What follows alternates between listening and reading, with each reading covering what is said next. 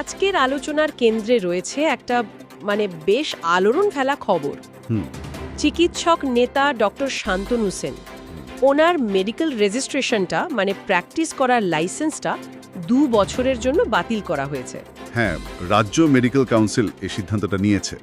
আর বিতর্কের মূল কারণটা হচ্ছে ওই গ্লাসগো থেকে পাওয়া একটা সাম্মানিক ডিগ্রি। ঠিক, আর অভিযোগ উঠছে যে ওই ডিগ্রি ব্যবহার নিয়ে কাউন্সিল নাকি ওনাকে ডেকেছিল জিজ্ঞাসাবাদের জন্য, কিন্তু উনি যাননি। এটাই কাউন্সিলের ভাষ্য। তো আমরা আজকে বিভিন্ন সূত্র থেকে পাওয়া তথ্যের ভিত্তিতে একটু গভীরে গিয়ে বোঝার চেষ্টা করব ঠিক কি ঘটেছে, কেন ঘটেছে, আর এরপর কি হতে পারে। অবশ্যই ব্যাপারটা বেশ জটিল লাগছে বাইরে থেকে। শুরুটা তো হয়েছে রাজ্য মেডিকেল কাউন্সিলের এথিক্স কমিটির অভিযোগ দিয়ে, তাই না? এই এথিক্স কমিটি তো দেখে যে ডাক্তাররা নিয়ম কানুন মেনে চলছেন কিনা। একদম। ডাক্তার সেনকে নাকি ওই গ্লাসগো ডিগ্রি ব্যবহার নিয়ে কিছু তথ্য জানার জন্য জিজ্ঞাসাবাদের জন্য বেশ কয়েকবার ডাকা হয়েছিল, কিন্তু অভিযোগ হলো উনি নাকি আসেননি। এই যে উনি যাননি, অনুপস্থিতি, এটাকেই কাউন্সিল রেজিস্ট্রেশন বাতিলের একটা প্রধান কারণ হিসেবে দেখাচ্ছে। তার কাউন্সিলের দিক থেকে যুক্তিটা দাঁড়াচ্ছে যে ডিগ্রিটা উনি নিয়ম মেনে ব্যবহার করছেন কিনা সেটা যাচাই করা জরুরি ছিল, আর সেই প্রক্রিয়ায় উনি সহযোগিতা করেননি বলেই এই অ্যাকশন। ঠিক তাই। কাউন্সিলের যিনি সভাপতি ডাক্তার সুদীপ্ত রায়, উনিও কিন্তু বেশ স্পষ্টভাবেই এই কথাই বলছেন। কি বলছেন উনি? উনি জানিয়েছেন যে ডক্টর সেনকে নাকি একাধিকবার ডেকে পাঠানো হয়েছিল। নিয়ম ভেঙে তো ডিগ্রি ব্যবহার করা যায় না, এটাই ওনাদের মূল বক্তব্য।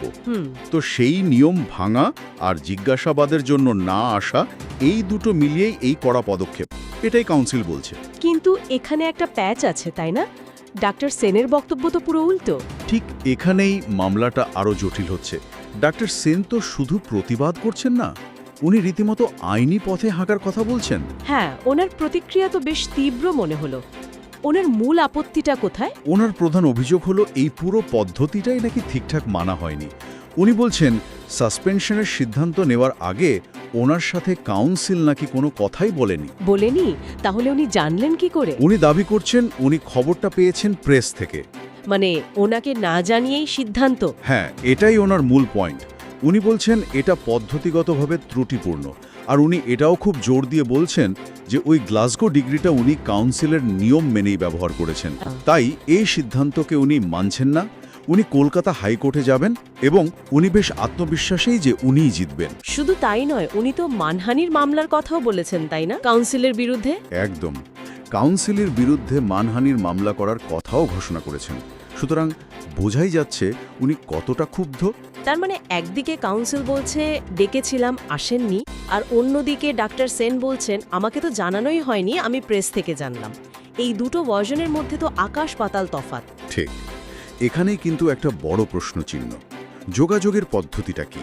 চিঠি, ইমেল, ফোন? সূত্রগুলোতে কিন্তু এই বিষয়ে স্পষ্ট করে কিছু বলা নেই। এটাই আসল ধোঁয়াশার জায়গা। হ্যাঁ, যদি সত্যি পদ্ধতি মেনে যোগাযোগ না করা হয় তাহলে ডাক্তার সেনের অভিযোগের জোর বাড়ে। আবার যদি কাউন্সিল প্রমাণ দেখাতে পারে যে যথাযথভাবে জানানো হয়েছিল, তখন কিন্তু ব্যাপারটা অন্যরকম হবে। তা তো বটেই। আচ্ছা, এই ঘটনার পর চিকিৎসক মহলে প্রতিক্রিয়া কি? নিশ্চয়ই একটা আলোড়ন তৈরি হয়েছে। অবশ্যই, বেশ বড়সড় আলোড়ন তৈরি হয়েছে। দেখুন, ডাক্তার সেন তো শুধু একজন চিকিৎসক নন, উনি একজন পরিচিত মুখ, রাজনৈতিকভাবেও সক্রিয়। হ্যাঁ, তো ওনার রেজিস্ট্রেশন এভাবে বাতিল হওয়ায় অনেকেই অবাক হয়েছেন। কেউ কেউ কাউন্সিলের সিদ্ধান্তের যৌক্তিকতা নিয়ে প্রশ্ন তুলছেন। আবার কেউ হয়তো কাউন্সিলের পাশেও দাঁড়াচ্ছেন, নিয়ম সবার জন্য সমান এই যুক্তিতে। হ্যাঁ, সেটাও আছে।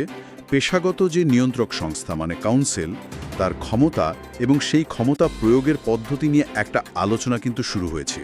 তবে আসল ফোকাসটা এখন ঘুরে গেছে আইনি লড়াইয়ের দিকে। কলকাতা হাইকোর্টের দিকেই সবার নজর। একদম। ডক্টর সেন যদি সত্যিই মামলা করেন এবং আদালত যদি সেটা গ্রহণ করে, তাহলে দেখতে হবে কাউন্সিলের এই সিদ্ধান্ত শেষ পর্যন্ত টেকে কিনা। তাহলে মোদ্দা কথা দাঁড়াচ্ছে, একদিকে কাউন্সিল বলছে নিয়ম ভঙ্গ ও অসহযোগিতার জন্য সাসপেনশন, অন্যদিকে ডক্টর সেন বলছেন পদ্ধতিগত অনিয়ম, আত্মপক্ষ সমর্থনের সুযোগ না দেওয়া এবং তিনি আইনি পথে এর মোকাবিলা করবেন। এই সংঘাতটাই এখন মুখ্য। একদম তাই।